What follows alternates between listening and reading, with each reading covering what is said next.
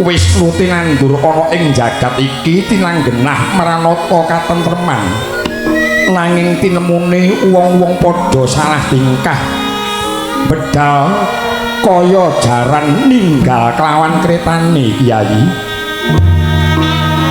Yen digledah Kang Sarta tinaliti anane tiang-tiang niki mung padha padudon, padha sikut-sikutan, padha jegal-jegalan.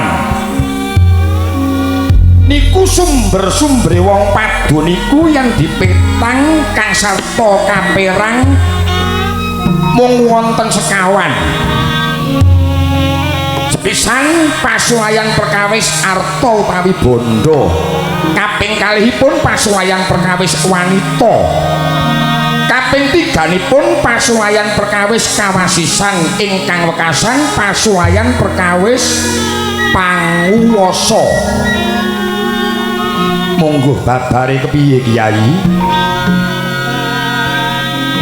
Merga menungsa niku tansah sinelut ing kamelian dhateng kaendahan busana.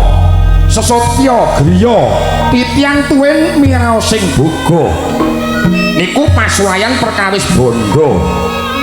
Kaping kalihipun pasuwayan perkawis wanita. Merga para manungsa niku taksih dilubel raos sengsem dhateng ayuning wanita solah dawaning putri ingkang kewes. Kaping tiganipun pasuwayan perkawis kawasisan. Kawasisan ugi dados tuk sumbering pasuwayan miwah dahuru. Sebab kata-kataing tiyang samya anggondeli benering panemu dhewe-dhewe. Wondene ingkang wekasan pasuwayan perkawis panguwasa. Sami rebut ngarep kaselak kepengin diajeni wong.